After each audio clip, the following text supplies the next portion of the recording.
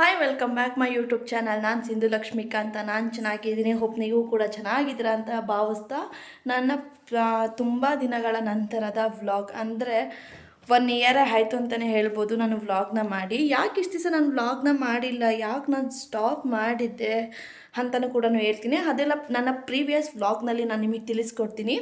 So ಇದು ಬಂದು ನಾಳೆ ಹಬ್ಬ ಅನ್ನಂಗೆ ಏನೇನು ಪ್ರಿಪ್ರೇಷನ್ ಮಾಡಿದ್ವಿ, ಹೇಗೆ ನಾನು ಮನೆಯೆಲ್ಲ ಕ್ಲೀನ್ ಮಾಡಿ ಯಾವ ಥರ ಮನೆಯೆಲ್ಲ ಕ್ಲೀನ್ ಮಾಡಿಕೊಂಡು ನಾನು ಹಬ್ಬಕ್ಕೆ ಪ್ರಿಪೇರ್ ಆಗಿದ್ದೀನಿ ಅನ್ನೋದು ಕೂಡ ಇದೇ ವ್ಲಾಗ್ ನಾನು ನಿಮಗೆ ತೋರಿಸ್ಕೊಡ್ತೀನಿ.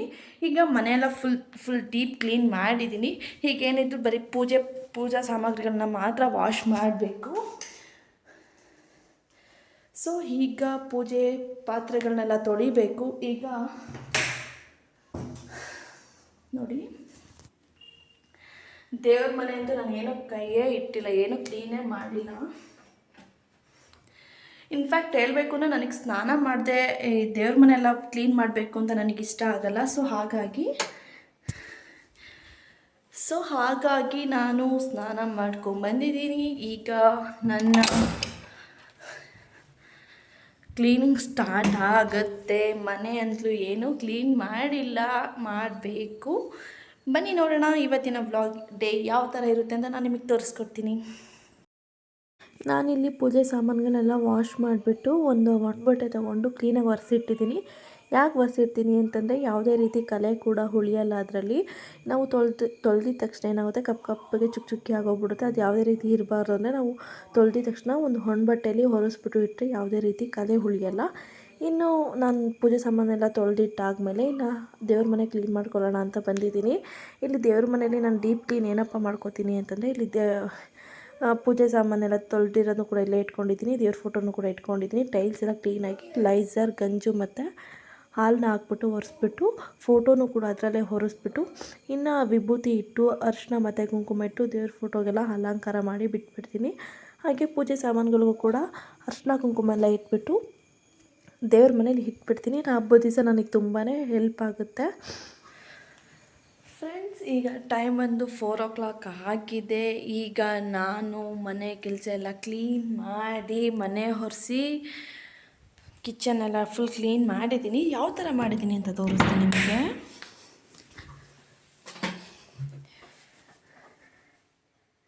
ನೋಡಿ, ಫುಲ್ ಈ ಥರ ಎಲ್ಲ ಕ್ಲೀನ್ ಮಾಡಿ ಬೊಟ್ಟಿಟ್ಟು ಎಲ್ಲ ಕ್ಲೀನ್ ಮಾಡಿದ್ದೀನಿ. ಈಗ ಹೊರಗಡೆ ಹೋಗೋದಕ್ಕೆ ರೆಡಿ ಕೂಡ ಆಗಿದ್ದೀನಿ.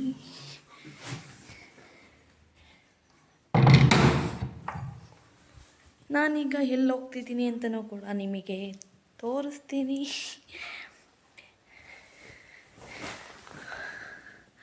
ಈ ಹಬ್ಬ ಬಂತು ಅಂದರೆ ತುಂಬಾ ತಲೆನೋವು ಫ್ರೆಂಡ್ಸ್. ಯಾಕಂತಂದರೆ ಈ ಮನೆ ಕೆಲಸ, ಟಯರ್ಡು, ಟೆನ್ಷನ್ನು, ಮೇನ್ ಎಲ್ಲದಕ್ಕಿಂತ ಟೆನ್ಷನ್. ಸೊ ಅದಕ್ಕೆ ಹೋಗೋಣ ಅಂತ ರೆಡಿ ಆಗಿದ್ದೀನಿ.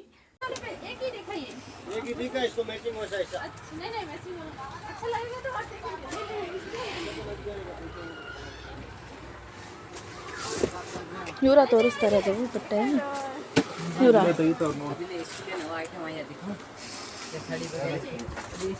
ಆ ಥರ ಬೇಡ.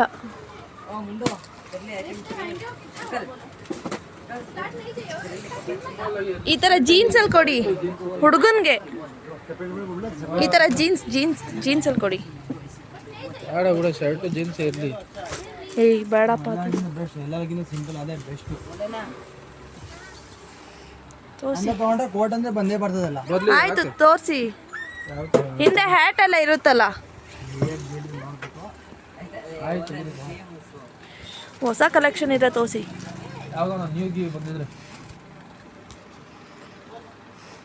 ಯಾವ ತಂತ್ಯ ಕಾಂತ ನೀನು?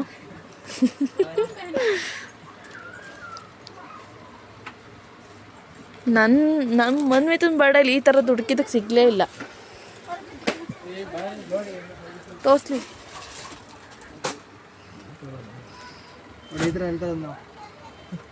ಬೇರೆ ಥರ ಇಲ್ವಾ? ಬೇರೆ ಕಲರ್, ಬೇರೆ ಡಿಸೈನ್ ಕೊಡ್ತೀನಿ ಇದರಲ್ಲಿ. ಈ ಥರ ಬೇಡ. ತೋರಿಸಿಲ್ಲ ಜೀನ್ಸ್ ಹಾಕಿಟ್ಟು ಅದೇ ಥರ ಜೀನ್ಸ್ ಹಾಕಿಟ್ಟು.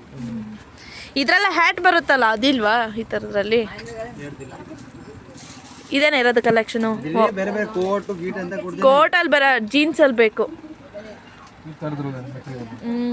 ಆ ಮೆಟೀರಿಯಲ್ ಇದೆ, ಬೇರೆ ಕಲರ್ ಬೇರೆ ಡಿಸೈನ್. ಬೇರೆ ಪ್ಯಾಟರ್ನ್ ಇದ್ರೆ ತೋರಿಸಿ.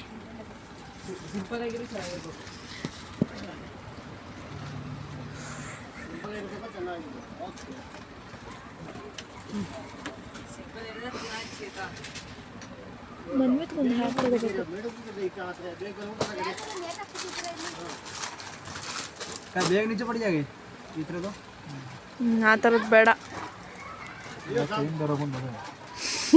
ಟೈಮ್ದಾರಕ್ಕೆ ದುಡ್ಡು ಕೊಡ್ಬೇಕು ನಾವು. ಬೇಡ ಅದು ಕೋಟ್ ಗಿಡ ಬೇಕಾ? ಜೀನ್ಸ್ ಬಿಟ್ಟು ಬೇರೆ ಕೋಟ್ ತರ ಬೇಡ. ಬೇಡ ಬೇಡ, ಆ ಥರದ್ದು ಅವ್ನು ಹಾಕೊಳ್ಳಲ್ಲ. ಅದಕ್ಕೆ ಸಿಂಪಲಾಗಿ ಜೀನ್ಸು ಹಿಂದೆ ಟೋಪಿ ಇರೋ ಥರದ್ದು ಕೊಡಿ ಅಂತ ಕೇಳಿದ್ದು.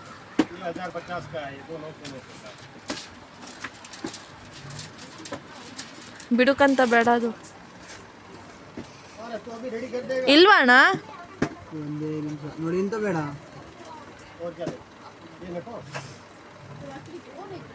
ತೋರಿಸಿ.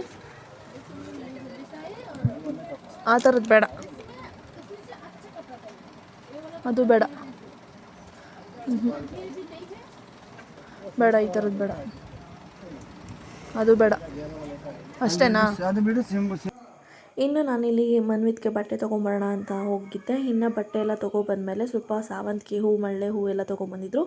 ಅದೆಲ್ಲ ಕಟ್ಟಿ ಬೆಳಗ್ಗೆ ಟಿಫನ್ಗೆ ಬೇಗನೆ ಚಿತ್ರಾನ್ನ ಗೊಜ್ಜು ರೆಡಿ ಮಾಡಿ ಇಟ್ಕೊಂಡ್ರೆ ಬೇಗ ಆಗುತ್ತೆ ಟಿಫನ್ಗೆಲ್ಲ ಅಂತ ಅಂದ್ಬಿಟ್ಟು ನಾನು ರೆಡಿ ಮಾಡ್ಕೊತಾ ಇದ್ದೀನಿ. ನಮ್ಮ ಮನೇಲಿ ಈ ಹಬ್ಬದಲ್ಲಿ ನಾವು ನಾಗರು ಕೂಡ ಮಾಡಬೇಕು. ನಮ್ಮ ಮನೇಲಿ ರೀಸೆಂಟಾಗಿ ಮನೆ ದೇವ್ರಿಗೆ ಹೋಗಿದ್ದರಿಂದ ಅಲ್ಲೇ ನಾವು ನಾಗರು ಮಾಡ್ಕೊಂಬಂದಿದ್ವಿ. ಸೊ ಹಾಗಾಗಿ ನಾವು ಏನು ನಾಗರು ಎಲ್ಲ ಮಾಡೋದಕ್ಕೆ ಹೋಗಲಿಲ್ಲ. ಡೈರೆಕ್ಟ್ಲಿ ನಾವು ಬೆಳಗ್ಗೆ ಎದ್ದು ಮನೆಯೆಲ್ಲ ಕ್ಲೀನ್ ಮಾಡಿ ಪೂಜೆಗೆಲ್ಲ ರೆಡಿ ಮಾಡಿಟ್ಕೊಂಡು ನಾವಿನ್ನು ಅಡುಗೆಗೆ ಸ್ಟಾರ್ಟ್ ಮಾಡ್ಕೊಳ್ಳೋಣ ಅಂದ್ಬಿಟ್ಟು ಸುಮ್ಮನಾಗ್ಬಿಟ್ವಿ.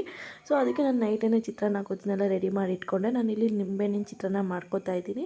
ಆ್ಯಸ್ ಯೂಶ್ವಲ್ ಎಲ್ಲರೂ ಯಾವ ಥರ ಮಾಡ್ತಾರೋ ನಾನು ಕೂಡ ಅದೇ ಥರ ಮಾಡ್ತೀನಿ. ಬಟ್ ಇಲ್ಲಿ ನಾನು ಶುಂಠಿ ಬೆಳ್ಳುಳ್ಳಿ ಪೇಸ್ಟ್ ಒಂದು ಮಾತ್ರ ಸ್ಕಿಪ್ ಮಾಡಿದ್ದೀನಿ. ಅದು ಹಾಕೋದು ಕೂಡ ತುಂಬಾ ಟೇಸ್ಟ್ ಚೆನ್ನಾಗಿರುತ್ತೆ. ಬಟ್ ಅಂದರೆ ನಾನಿಲ್ಲಿ ಏನು ಹಾಕೋದಕ್ಕೆ ಹೋಗಲಿಲ್ಲ. ತುಂಬಾ ಚೆನ್ನಾಗಿತ್ತು. ಇಲ್ಲಿ ಒಂದು 3 to 4 ಲೆಮನ್ಸ್ನ ಕಟ್ ಮಾಡಿಬಿಟ್ಟು ನಾನಿಲ್ಲಿ ರಸ ಹಾಕ್ಬಿಟ್ಟು ನಿಂಬೆಹಣ್ಣಿನ ಚಿತ್ರಾನ್ನ ಮಾಡಿದ್ದೀನಿ. ಇದು ನನ್ನ ಹಬ್ಬ ನಾಳೆ ಅನ್ನೋ ಹಾಗೆ ಇದು ಪ್ರೀವಿಯಸ್ ಬ್ಲಾಗ್ ಆಗಿರುತ್ತೆ. ಇದೇ ಥರ ನನ್ನ ಯೂಟ್ಯೂಬ್ ವೀಡಿಯೋಸ್ ಎಲ್ಲ ನಿಮಗೆ ಫಸ್ಟ್ ಬೇಕು ಅಂತಂದರೆ ನೀವಿನ್ನೂ ನನ್ನ ಚಾನಲ್ನ ಲೈಕ್ ಮಾಡಿ ಹಾಗೆ ಕಮೆಂಟ್ಸ್ ಮಾಡಿ, ಹಾಗೆ ಶೇರ್ ಮಾಡ್ತಾ ಸಬ್ಸ್ಕ್ರೈಬ್ ಮಾಡಿ, ಪಕ್ಕದಲ್ಲಿ ಕಾಣ್ತಿರೋ ಬೆಲ್ಲೈಕನ್ ಮೇಲೆ ಕ್ಲಿಕ್ ಮಾಡಿ. ನಿಮಗೆ ನಾನು ಹಾಕೋ ವೀಡಿಯೋಸ್ ಫಸ್ಟ್ ನೋಟಿಫಿಕೇಷನ್ ನಿಮಗೆ ಬರುತ್ತೆ. ಇದೇ ಥರ ಸಪೋರ್ಟ್ ಮಾಡ್ತಾ ವಾಚ್ ಮಾಡ್ತಾಯಿರಿ. ಇನ್ನು ನಾವು ಚಿತ್ರಾನ್ನ ಎಲ್ಲ ಗೊಜ್ಜೆಲ್ಲ ಮಾಡಿಟ್ಟಾದ್ಮೇಲೆ ಊಟ ಎಲ್ಲ ಮಾಡಿ ಪಾತ್ರೆ ಎಲ್ಲ ವಾಶ್ ಮಾಡಿಟ್ಬಿಡ್ತೀನಿ. ಯಾಕಪ್ಪ ಅಂತಂದರೆ ನಾಳೆ ಹಬ್ಬ ಅನ್ನೋಗೆ ಇವತ್ತೆಲ್ಲ ಪ್ರಿಪೇರ್ ಮಾಡಿಟ್ಕೊಂಡ್ರೆ ಬೆಳಗ್ಗೆ ನಾವು ಡೈರೆಕ್ಟು ಪೂಜೆ ಮಾಡೋದಕ್ಕೆ ಇನ್ನು ಅಡುಗೆ ಮಾಡ್ಕೊಳ್ಳೋದಕ್ಕೆಲ್ಲ ಬೇಗ ಈಸಿ ಆಗುತ್ತೆ. ಪಾತ್ರೆಗಳು ಟೆನ್ಷನ್ ಅಂತೂ ಇರೋದೇ ಇಲ್ಲ. ಸೊ ನಾನು ಅದೇ ಆ್ಯಸ್ ಯೂಶ್ವಲ್ ನಾನು ಎಲ್ಲ ಹಬ್ಬದಲ್ಲೂ ಇದೇ ಥರನೇ ಮಾಡ್ತೀನಿ. ಇನ್ನು ಈಚೆ ರಂಗೋಲಿ ಹಾಕೋದಿರ್ಬೋದು, ಈಚೆ ಕ್ಲೀನ್ ಮಾಡೋದಿರ್ಬೋದು ಮಾಡಿಬಿಡ್ತಿದ್ವಿ ಪ್ರತಿ ಸತಿ. ಬಟ್ ಈ ಸತಿ ಮಳೆ ಬರೋ ಥರ ಇರೋದ್ರಿಂದ ನಾನೇನು ರೆಡಿ ಮಾಡ್ಕೊಳ್ಳೋದಕ್ಕೆ ಹೋಗಲಿಲ್ಲ. ಬೆಳಗ್ಗೆನೇ ಎಲ್ಲ ಕ್ಲೀನ್ ಮಾಡಿಬೇಕಂದ್ರೆ ಹಾಕೊಂಡ್ರೆ ಆಗುತ್ತೆ ರಂಗೋಲಿ ಅಂದ್ಬಿಟ್ಟು ಸುಮ್ಮನಾದೆ. ಸೊ ಈ ಒಂದು ಹಬ್ಬನ ತುಂಬಾ ಚೆನ್ನಾಗಿ ಸೆಲೆಬ್ರೇಟ್ ಮಾಡಿದ್ವಿ. ನಮ್ಮ ಮನೇಲಿ ಲಾಸ್ಟ್ ಇಯರ್ ನಮ್ಮ ಮನೇಲಿ ಮಾಡಿಲ್ಲ ಅಂತ ಹೇಳಿದರು. ಸೊ ನಮ್ಮ ಮಾವನ ಅಪ್ಪ ಅಮ್ಮ ಡೆತ್ ಆಗಿರೋದ್ರಿಂದ ನಾವು ಈ ಇಯರಿಂದ ರೆಗ್ಯುಲರಾಗಿ ಹಬ್ಬನ ಸೆಲೆಬ್ರೇಟ್ ಮಾಡ್ತೀವಿ. ಸೊ ತುಂಬಾ ಖುಷಿ ಇತ್ತು, ತುಂಬಾ ಎಂಜಾಯ್ ಮಾಡಿದೆ. ಆ ಒಂದು ವೀಡಿಯೋನೂ ಬರುತ್ತೆ. ಇದೇ ಥರ ನನ್ನ ಚಾನಲ್ನ ವಾಚ್ ಮಾಡ್ತಾ ಸಪೋರ್ಟ್ ಮಾಡ್ತಾಯಿರಿ. ನೆಕ್ಸ್ಟ್ ಪ್ರೀವಿಯಸ್ ವ್ಲಾಗಲ್ಲಿ ಬರುತ್ತೆ. ಇನ್ನು ನಾನು ಅವತ್ತು ನೈಟಿಗೆ ಅಡುಗೆಗೆ ಅಂತ ಹೇಳ್ಬಿಟ್ಟು ಸ್ವಲ್ಪ ಅಕ್ಕಿ ಹಿಟ್ಟು, ಸ್ವಲ್ಪ ರಾಗಿ ಹಿಟ್ಟು, ಸ್ವಲ್ಪ ಗೋಧಿ ಹಿಟ್ಟು ಹಾಕ್ಕೊಂಡು ನಾನಿಲ್ಲಿ ರೊಟ್ಟಿ ಮಾಡೋಣ ಅಂದ್ಬಿಟ್ಟು ಕಲಿಸ್ಕೊತಾ ಇದ್ದೀನಿ. ಇದಕ್ಕೆ ಸ್ವಲ್ಪ ಉಪ್ಪು ಹಾಕ್ಕೊಂಡು ಕಲಿಸ್ಕೊತಾ ಇದ್ದೀನಿ. ನನಗೆ ಹೆಂಚಿಟ್ಬಿಟ್ಟು ತಟ್ಟೋದಕ್ಕೆಲ್ಲ ಬರೋಲ್ಲ. ನಾನು ಒಬ್ಬಟ್ಟು ತಟ್ಟಂಗೆ ತಟ್ಬಿಟ್ಟು ನಾನು ಯಾವಾಗಲೂ ರೊಟ್ಟಿ ಮಾಡ್ತಿದ್ದೆ. ಇಲ್ಲಿ ನಮ್ಮ ಅತ್ತೆ ರೊಟ್ಟಿನ ಬಳಿಯೋದು ಅಂತಾರಲ್ಲ, ಅಂದರೆ ಹೆಂಚಿನ ಮೇಲೇ ತಟ್ಟೋದು, ಅದನ್ನು ಹಾಕ್ತೀನಿ ಅಂತಂದರು. ಬೇಡ ನಾನೇ ಹಾಕ್ತೀನಿ, ಒಂದ್ಸತಿ ಟ್ರೈ ಮಾಡಿ ನೋಡೋಣ ಅಂದ್ಬಿಟ್ಟು ನಾನೇ ಟ್ರೈ ಮಾಡಿದ್ದೀನಿ. ಇಲ್ಲಿ ನಂಗೆ ಸೀರಿಯಸ್ಲಿ ಬರೋಲ್ಲ, ಕೈ ಸುಡುತ್ತೆ ಅಂತ ತುಂಬಾ ಭಯ ಇತ್ತು. ಬಟ್ ಆದರೂ ಟ್ರೈ ಮಾಡೋಣ, ಇದೇ ಥರ ರೂಢಿ ಆಗುತ್ತೆ ಅಂದ್ಬಿಟ್ಟು ನಾನೇ ಮಿಕ್ಸ್ ಮಾಡಿ ಹಿಟ್ಟೆಲ್ಲ ನಾನೇ ರೊಟ್ಟಿ ಹಾಕ್ತಾಯಿದ್ದೀನಿ. ತುಂಬಾ ಕಿತ್ತೋಯಿತು, ಬಟ್ ನಾಟ್ ಬ್ಯಾಡ್, ತುಂಬಾ ಚೆನ್ನಾಗಿ ಬಂದಿತ್ತು. ನೋಡಿ ನಾನು ಎಷ್ಟು ಟ್ರೈ ಮಾಡಿದ್ರು ಕೂಡ ಕಿತ್ತು ಹೋಗ್ತಾಯಿತ್ತು ರೊಟ್ಟಿಯನ್ನು. ಅದೇ 1-2-3 ಟೈಮ್ಸ್ ನಾವು ರೊಟ್ಟಿ ಮಾಡೋದನ್ನ ಪ್ರಾಕ್ಟೀಸ್ ಮಾಡಿದ್ರೆ ಚೆನ್ನಾಗಿ ಬರುತ್ತೆ. ಬಟ್ ನಾನೇನು ಇಲ್ಲಿ ಮಿಸ್ಟೇಕ್ ಮಾಡಿದ್ದೀನಿ ಅಂತಂದರೆ ಸ್ವಲ್ಪ ಗಟ್ಟಿಗೆ ಮಿಕ್ಸ್ ಮಾಡ್ಕೊಂಬಿಟ್ಟಿದ್ದೀನಿ ಹಿಟ್ಟು. ಇನ್ನು ಸ್ವಲ್ಪ ತೆಳ್ಳಗೆ ಮಾಡ್ಕೊಂಡಿದ್ರೆ ತುಂಬಾ ಚೆನ್ನಾಗಿ ಬರ್ತಿತ್ತು. ಈ ಥರ ರೊಟ್ಟಿ 2 ತಿನ್ನೋಷ್ಟರಲ್ಲೇ ಹೊಟ್ಟೆ ಫುಲ್ ಆಗಿಬಿಡುತ್ತೆ. ನಾನು ತಟ್ಟಿದ ರೊಟ್ಟಿ ಒಂದು 4 to 6 ರೊಟೀಸ್ ತಿಂದರೂ ಕೂಡ ಹೊಟ್ಟೆ ತುಂಬಲ್ಲ. ಅಂದರೆ ಫುಲ್ ಕ್ವಾಂಟಿಟಿ ಮೇಲೆ ಡಿಪೆಂಡ್ ಆಗುತ್ತೆ ಅದು ತಿನ್ನೋರಿಗೆ. ಫೈನಲ್ ಆಗಿ ನಾನು ಈ ಥರ ರೊಟ್ಟಿನ ಪ್ರಾಕ್ಟೀಸ್ ಮಾಡಿದ್ದೀನಿ. ಇದು ನನ್ನ ರೊಟ್ಟಿಯ ಕತೆ ಅಂತಲೇ ಹೇಳ್ಬೋದು. ಇನ್ನೂ ಸ್ವಲ್ಪ ವೀಡಿಯೋಸ್ ಇತ್ತು, ನಾನೇ ಸ್ಕಿಪ್ ಮಾಡಿದ್ದೀನಿ, ತುಂಬ ಲೆಂತಿ ವೀಡಿಯೋ ಆಗುತ್ತೆ ಅಂತ ಹೇಳ್ಬಿಟ್ಟು. ಇನ್ನು ಇದಕ್ಕೆ ನೆಂಚ್ಕೊಳ್ಳೋದಕ್ಕೆ ಅಂತ ಹೇಳ್ಬಿಟ್ಟು ನಾನು ಕಾಯಿ ಚಟ್ನಿ ಮಾಡಿದ್ದೆ. ಇದಕ್ಕೆ ಹಾಗೆಯೇ ಸೈಡ್ಸ್ಗಾಗಿ ನಾನು ಮೆಣಸಿನ್ಕಾಯಿ ಬಜ್ಜಿನ ಮಾಡಿದ್ದೆ. ತುಂಬಾ ಕಾಂಬಿನೇಷನ್ ತುಂಬಾ ಚೆನ್ನಾಗಿತ್ತು. ಇದು ನನ್ನ ಹಬ್ಬದ ನಾಳೆ ಅನ್ನೋ ವ್ಲಾಗ್ ಆಗಿತ್ತು. ಇದೇ ಥರ ನನ್ನ ಚಾನಲ್ನ ಲೈಕ್ ಮಾಡಿ, ಸಬ್ಸ್ಕ್ರೈಬ್ ಮಾಡಿ, ಸಪೋರ್ಟ್ ಮಾಡ್ತಾಯಿರಿ. ನೆಕ್ಸ್ಟ್ ವೀಡಿಯೋ ಆದಷ್ಟು ಬೇಗನೆ ಅಪ್ಲೋಡ್ ಮಾಡ್ತೀನಿ. Thank you for watching.